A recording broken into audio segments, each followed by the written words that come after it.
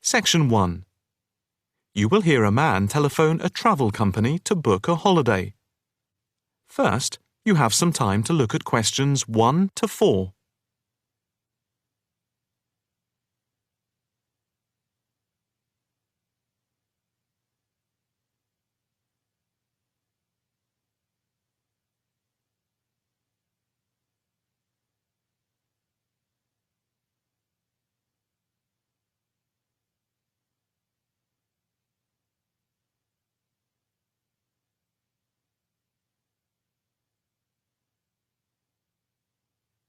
You will see that there is an example which has been done for you. On this occasion only, the conversation relating to this will be played first. Good afternoon. Italia Breaks. My name's Margaret. How can I help you? Hi. I'd like to book a short break in Italy. Hotel and flights combined. Anywhere in particular? Yes, Venice if possible. The holiday destination is Venice. So, Venice has been written in the space. Now the test will begin. You should answer the questions as you listen, because you will not hear the recording a second time. Listen carefully and answer questions 1 to 4. Good afternoon. Italia Breaks. My name's Margaret. How can I help you? Hi. I'd like to book a short break in Italy. Hotel and flights combined. Anywhere in particular? Yes, Venice if possible.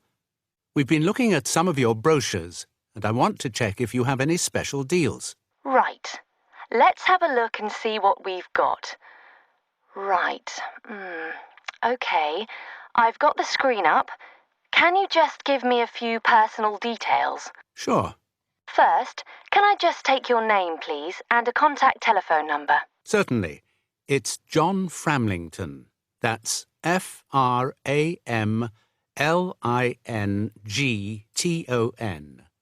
And I'll give you my mobile number. I can't always remember it. Yes, here it is. It's 07987 441192.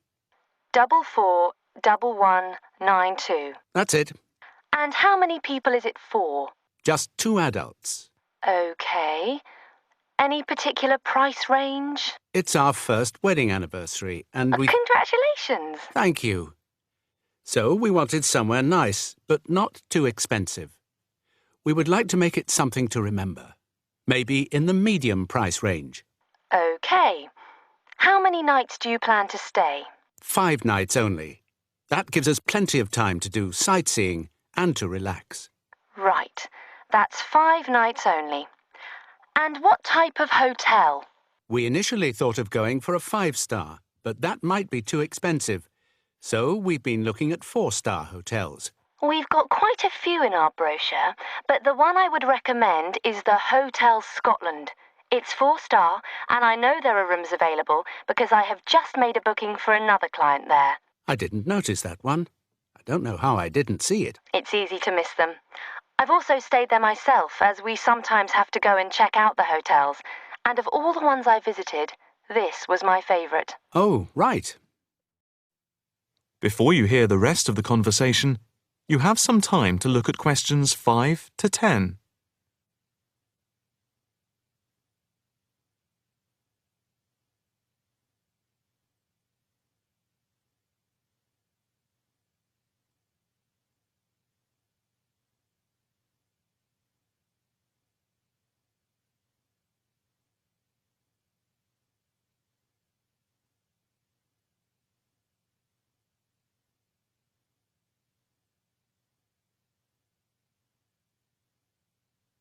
Now listen and answer questions 5 to 10. What's the hotel like? It has a courtyard for breakfast. It's got 50 rooms. It's just been renovated, and so it's very stylish. Is it in the brochure? It's on page 63. Ah, yes. I can see it's right next to the railway station. But what appeals to me most of all is that the hotel's very convenient for all the water buses. And the idea of having a terrace with the room I really find very appealing. These are big pluses. It's probably the most central hotel we have. You might think it would be a bit noisy as it's in the main commuter area and a place where tourists go. But from experience, I can assure you the hotel is very quiet. Most of the rooms are facing away from the main thoroughfare. Can you tell me when you'd like to leave? The 17th of March. Coming back on the 22nd. Okay. I'll just check again if there are places available. 2 adults sharing. Hotel Scotland. Yes, that's gone through. OK. And how much is the break, including flights? There's a special rate at the moment because it's off-season. For 5 nights, let's see, it's £716 for a double room and flights. That includes airport taxes, but not insurance. Each? No, for 2 adults sharing. That doesn't sound too bad at all. What reductions do you have at the moment? Well, if you make the booking before the 17th of February, you get a further 15% reduction, subject to availability. That's a big saving. Yes, it makes the price very reasonable indeed. Do you need travel insurance? Yes, I suppose we better had. For 7-day cover for both of you, it's £17.88. OK. Do you want to book today? I think we should, but can I just check with my wife? Can you hold the booking for me? I can hold it until 1 p.m. OK, that's fine. I'll get back to you immediately. I'll just give you a reference for the reservation. OK. It's FAPSJM15. Thanks. I'll get back to you as soon as I can, and definitely before 1 p.m. This is too good an offer to miss. That is the end of Section 1. You now have half a minute to check your answers.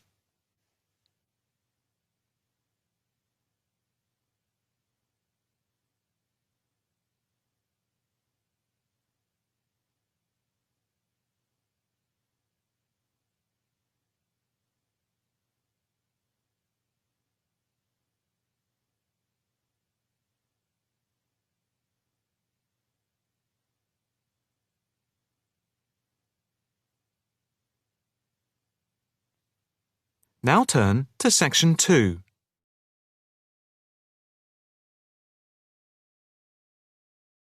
Section 2. You will hear a talk by a counsellor on plans for the development of an old industrial site. First, you have some time to look at questions 11 to 13.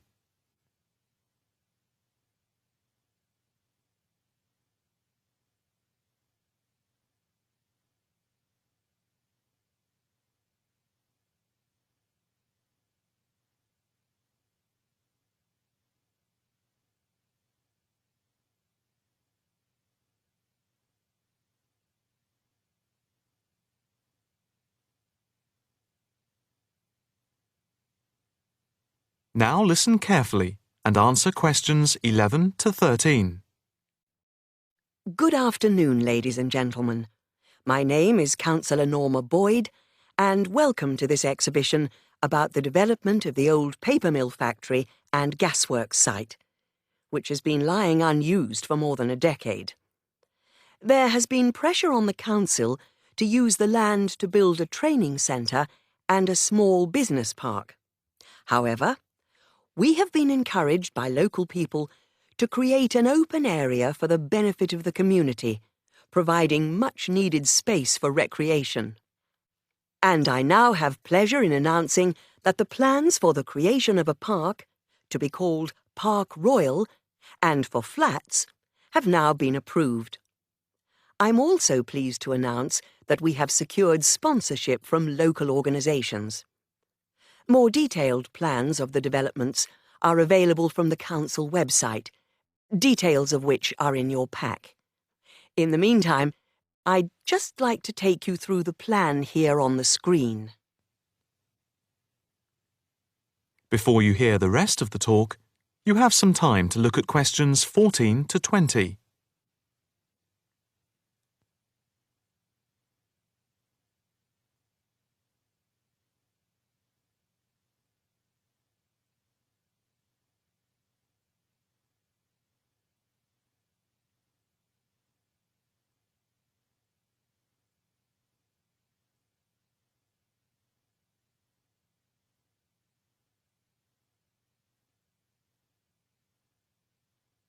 Now listen carefully and answer questions 14 to 20. If we start here at the bottom, you can see Parkside Street, where the main entrance to the park is.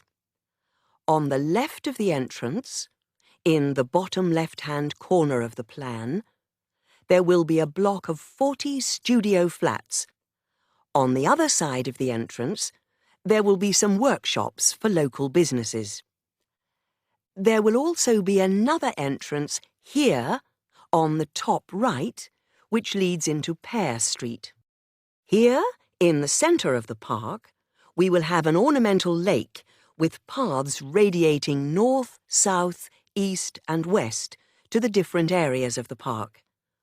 In the top right-hand corner, just by the Pear Street entrance, there will be a large sports area with 2 football pitches and 4 tennis and volleyball courts.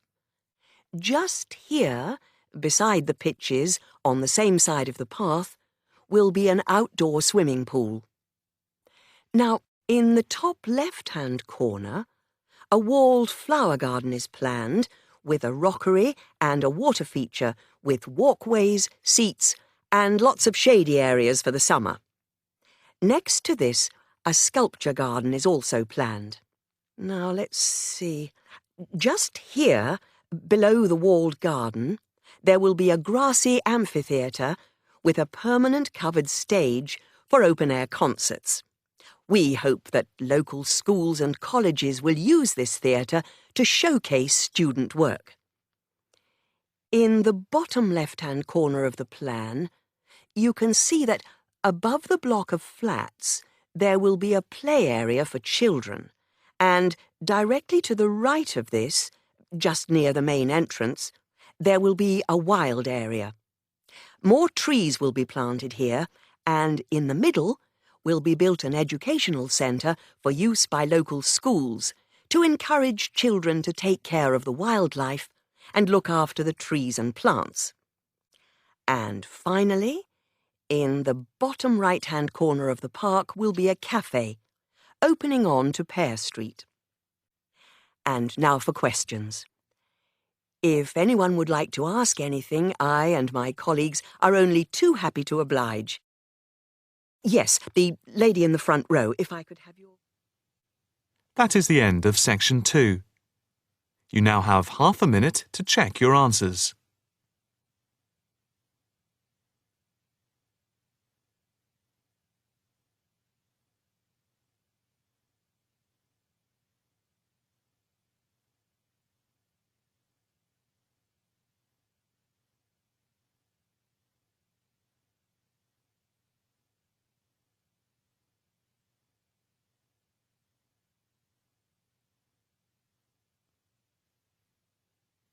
Now turn to section 3. Section 3. You will hear a female student inquiring about changing her course. First, you have some time to look at questions 21 to 25.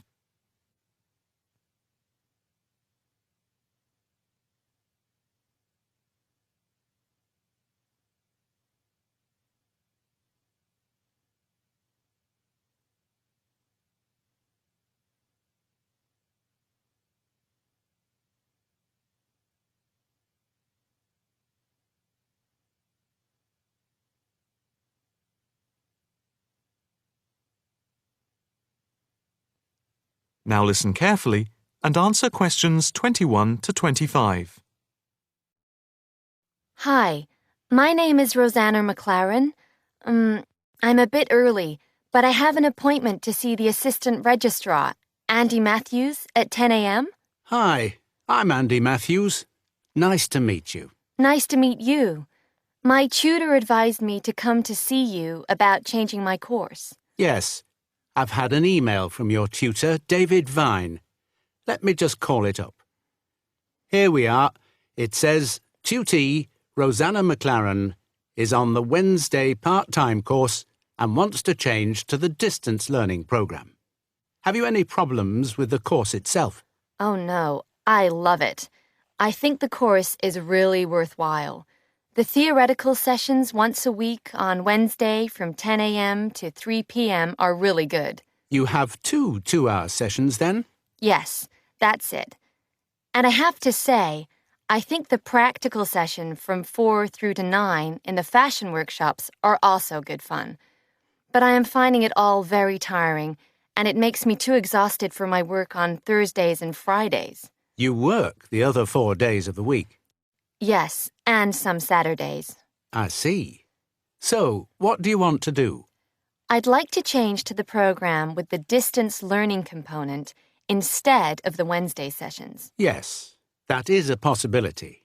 I see from your tutor, Dr. Vine, that he has no problem with this, but you realize it's possible you'll have a different tutor. Yes, I'm aware of that. It's a shame because he's a very good tutor. What do I need to do now? First, we just need you to fill in this transfer form and the claim form for the reduction in fees. Oh, I didn't realize it was cheaper. Oh yes, it's £1,000 less a year. It gets even better. Can I start the distance learning program from now? I don't see why not. I just need to get a signature from your tutor, which should take only a short time. I'll email it to him now, and then he can sign it and put it in the internal mail. Okay. But I also need to go through with you what is involved in the distance learning program to make sure you are clear about everything. Well, I understand I attend the weekend course once a month and that I can book a bench in the fashion workshop at any other time. You have a computer at home for the distance learning? Oh, yes. I have the necessary equipment for making video calls over the internet already. It's the flexibility of the distance learning over the internet that is very useful. And what makes it even more interesting is that I don't have to spend a lot of time traveling to and from the university on the Wednesday. I can adapt it to my own routine, as I will be able to do the theory over the internet from home when I want. The same is true of booking a tutorial online using Skype. Yes, it is amazing, isn't it? It's in its infancy, but it's been up and running for a year now, and it's going rather well. Can I just ask if it's possible to have a face-to-face tutorial at any time as well? There is no reason why you shouldn't be able to. Before you hear the rest of the conversation, you have some time to look at questions 26 to 30.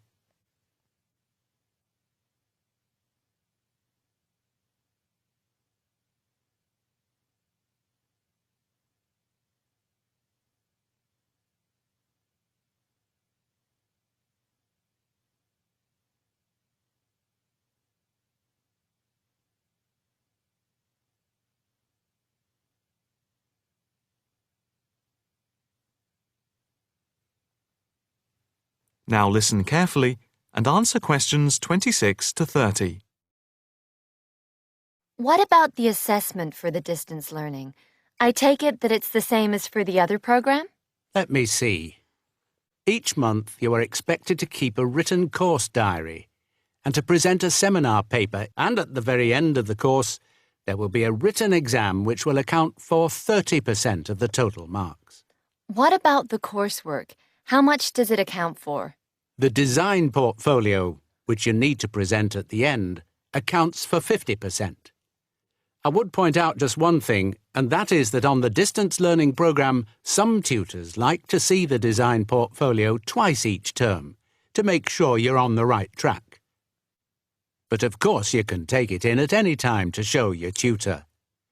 And as part of the assessment for the portfolio, you have to present at least one fashion item at a fashion show at the end of the course. Is there anything else? No, that's it. Thank you for all your help. No problem. Hope it all works out well for you now. That is the end of section 3. You now have half a minute to check your answers.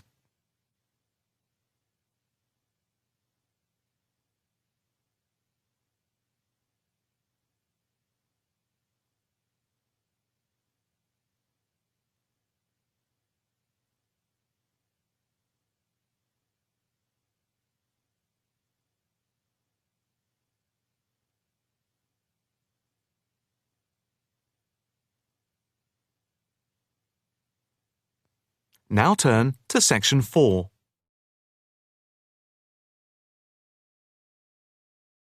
Section 4. You will hear a talk on the effect of architecture on people's mood. First, you have some time to look at questions 31 to 40.